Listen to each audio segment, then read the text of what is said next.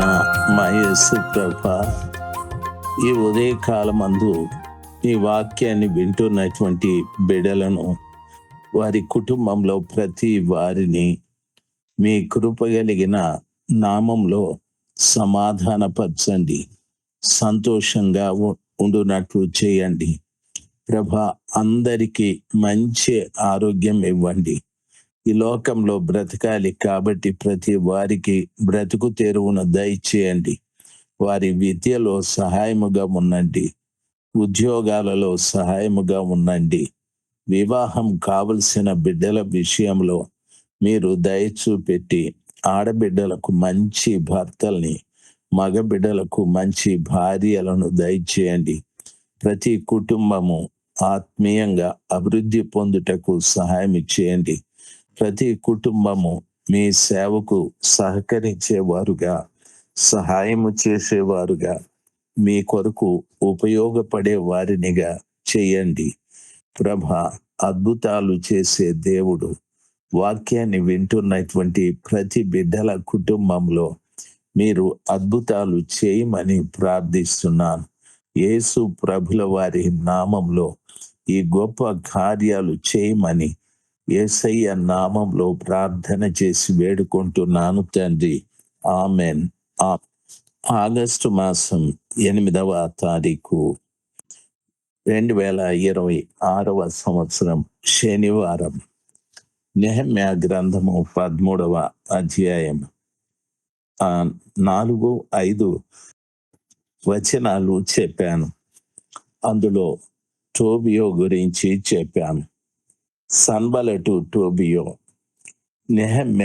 నెహెమ్యా అనుచరులు కడుతున్నటువంటి ఆ యొక్క యెరూషలేము కోటల్ని చూసి పరిహసించినటువంటి వారు, వ్యతిరేకించిన వారు, వారితో పోట్లాడి పనిని ఆపు చేయటానికి అడ్డుకున్నటువంటి వారు. అటువంటి టోబియోతో ఎల్యాషీబు అనేటటువంటి యాజకుడు బంధుత్వాన్ని పెట్టుకొని అటువంటి టోబియోకి ఆయన నైవేద్యములను, సాంబ్రాణి పాత్రలు, గింజలలో 10వ భాగమును, క్రొత్త ద్రాక్షరసమును లేవీయులకును, గాయకులకును, ద్వారపాలకులకును ఏర్పడిన నూనెను, యాజకులకు తేవలసిన ప్రతిష్ఠిత వస్తువులను పూర్వము ఉంచు స్థలము నొద్ద అతనికి ఒక గొప్ప గదిని సిద్ధపరిచి ఉండెను అని ఉంది. ప్రియులారా, గమనించాలి. దేవుని కొరకు, యాజకుల కొరకు సిద్ధపరిచినటువంటి ఒక వస్తువులు ఉండు స్థలములో ఒక గొప్ప గదిని ఎల్యాషీబు టోబియోకి సిద్ధము చేశారు. ఎంత విచారకరమైన సమాచారము! ఈ రోజున ప్రభు పిల్లలు దేవునికి వ్యతిరేకస్తులైనటువంటి వారితో ఈ ఎల్యాషీబు లాగా సంబంధాలు కలిగి ఉండే వాళ్ళు చాలా మంది ఉన్నారు. దయచేసి గమనించాలి. వారు మాట్లాడుతూ అంటారు, మనం లోకంలో ఉన్నాం, లోక సాంప్రదాయాల్ని పాటించాల్సిందే, మనము లోకాన్ని కాదని పోలేము కదా, భారతదేశంలో ఉన్నాం, భారతదేశ సాంప్రదాయాన్ని పాటించాలి. ఒకవేళ పాకిస్తాన్లో ఉన్నా, అమెరికాలో ఉన్నా, ఆస్ట్రేలియాలో ఉన్నా, ఆ దేశ సాంప్రదాయాన్ని ప్రజలు ఏ రీతిగా పాటిస్తూ ఉంటారో మనము కూడా ఆ రీతిగా పాటించాల్సిందే అని చెప్తూ ఉంటారు. దేవుడు దేవుడే, మనము ఈ దేశానుసారమైన చట్టాలను లేక సాంప్రదాయాల్ని పాటించాలి అని ప్రభుని నమ్ముకున్నటువంటి బిడ్డలే గట్టిగా చెప్తూ ఉంటారు. అయితే దేవుని వాక్యం సెలవిస్తారు, మిమ్మల్ని లోకము నుండి ప్రత్యేకపరిచాను, మీరు ప్రత్యేకింపబడిన వంశము, రాజులైన యాజక సమూహము అని చెప్పారు. కాబట్టి ప్రత్యేకింపబడిన ఈ వంశములో రాజులైన యాజక సమూహము అని చెప్పబడిన ఈ వంశంలో మనము లోకంలోకి ఎలాగ కలుస్తామో, లోకం నుండి దేవుడు ప్రత్యేకపరిస్తే తిరిగి లోకంతో కలిస్తే యాకోబు ఈ రీతిగా చెప్తూ ఉన్నాడు.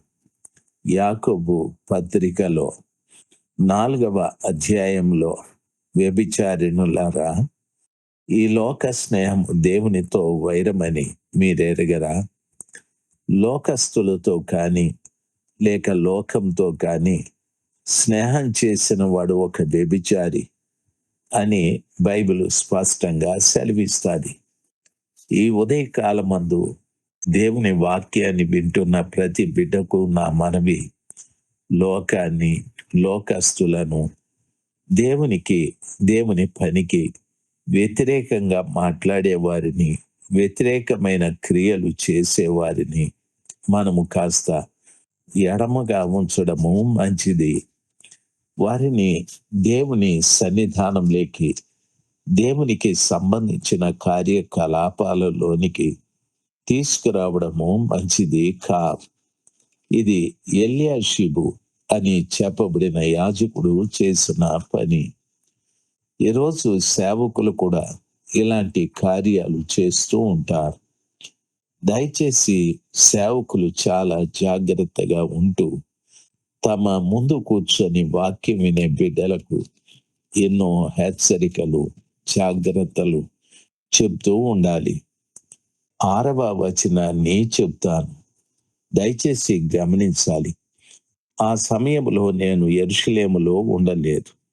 ఎందుకనగా బబులోను దేశపు రాజైన అర్తహషస్త ఏలుబడి యందు 32వ సంవత్సరమున నేను రాజును దర్శించి కొన్ని దినములైన తరువాత రాజునొద్ద సెలవు పుచ్చుకొని యెరూషలేమునకు వచ్చి ఎల్యాషీబు దేవుని మందిరములో టోబియాకు ఒక గది ఏర్పరిచి చేసిన కీడంతయు తెలుసుకొని బహు దుఃఖపడి ఆ గదిలో నుండి టోబియా యొక్క సామాగ్రి అంతయు అవతలకు పారవేసి గదులన్నీ శుభ్రముగా చేయుడని ఆజ్ఞాపింపగా వారు అలాగూ చేసిరి.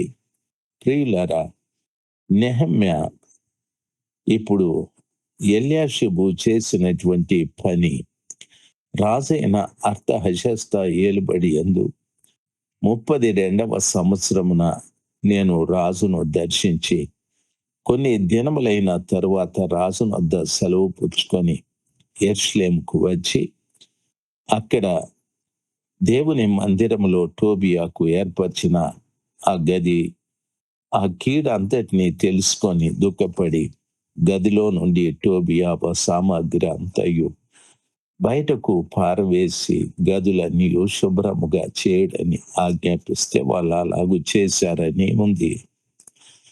మనము అన్య జనులతో కాకుండా మనము దేవుని ప్రజలతో చక్కటి సంబంధాన్ని కలిగి ఉండాలి. అన్యులకు అంటే దాని అర్థము ఎవరు దేవునికి నష్టాన్ని కలిగించేవారు, దేవుని పరిచర్యకు ఆటం కలిగించేవారు, వారిని దూరంగా ఉంచుకోవాలి. ద్వేషించమని కాదు, వారిని సాధ్యమైనంత వరకు దూరంగా ఉంచుకోవడం చాలా మంచిది. ఆ రీతిగా వారిని దగ్గర చేర్చుకొని వారి బలహీనతల్లో మనం కూడా బలహీనులై ఆత్మీయ జీవితంలో పాడైపోవాలి అని కాదు. నెహెమ్యా ఆ గదులలో ఉన్న వాటినన్నిటినీ పారవేసి అంతా శుభ్రము చేయించాడు. పిమ్మట మందిరపు పాత్రలను, నైవేద్య పదార్థములను, సాంబ్రాణిని నేనెక్కడికి మరలా తెప్పించి తిని మరియు లేవీయులకు రావలసిన పాళ్ళు వారికి అందకపోవుట చేత సేవ చేయు లేవీయులను, గాయకులను తమ పొలములకు పారిపోయిరని తెలుసుకొని నేను అధిపతులతో పోరాడి దేవుని మందిరమును ఎందుకు లక్ష్య పెట్టలేదని అడిగి వారిని సమకూర్చి తమ స్థలములలో ఉంచి తిని అనని.